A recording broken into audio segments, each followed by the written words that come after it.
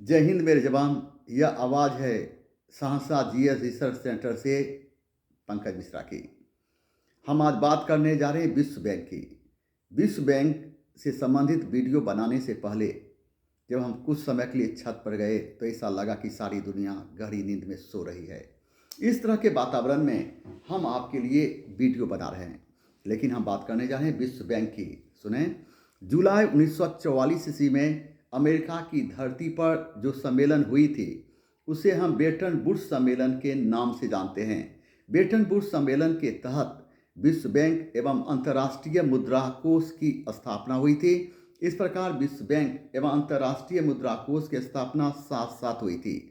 विश्व बैंक की जब हम बात करते हैं, इस प्रकार ब्रेटन वुड्स सम्मेलन के फलस्वरूप जुलाई 1944 ईस्वी में अंतर्राष्ट्रीय पुनर्निर्माण एवं विकास बैंक की स्थापना की गई।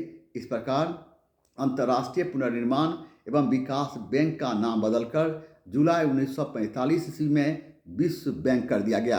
इस प्रकार विश्व बैंक की स्थापना जुलाई 1945 ईस्वी में हुई थी। विश्व बैंक का मुख्यालय अमेरिका के वाशिंगटन डीसी में स्थित है। विश्व बैंक में वर्तमान समय में कुल सदस्य देशों की संख्या 189 है।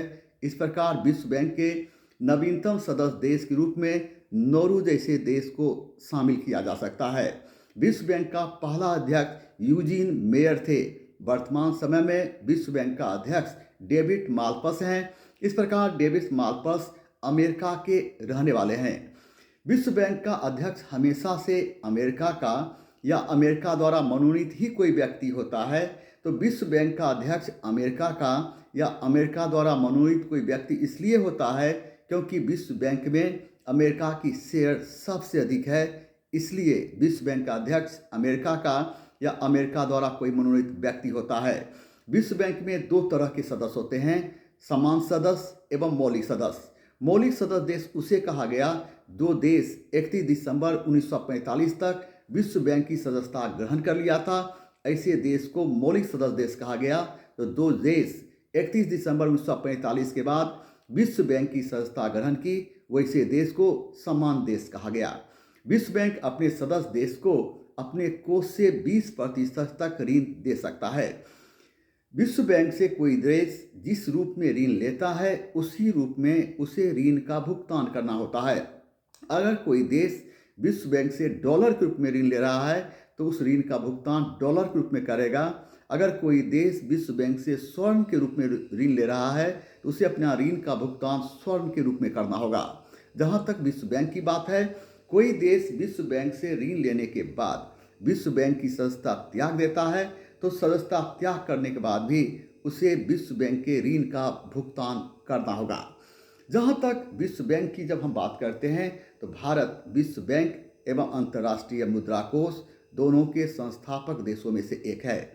इस प्रकार विश्व बैंक एवं अंतर्राष्ट्रीय मुद्रा कोष दोनों एक दूसरे का पूरक है।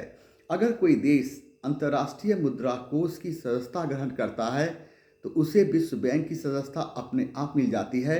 अगर कोई देश अंतर्राष्ट्रीय मुद्रा कोष की सदस्यता का त्याग करता है तो विश्व बैंक की सदस्यता उसका अपने आप समाप्त हो जाता है। लेकिन कोई देश अंतर्राष्ट्रीय मुद्रा कोष की सदस्यता त्याग करने के बाद भी विश्व बैंक का सदस्य बना रहना चाहता है तो इसके लिए 75% सदस्यों की सहमति होना आवश्यक है। जहाँ तक सवाल थी, आज बात हम किए हैं विश्व बैंक की। तो फिर विश्व बैंक के बाद कल कोई नया टॉपिक्स लेकर आएंगे और हम देते हैं बातचीत को विराम और फिर कहते हैं जय हिंद।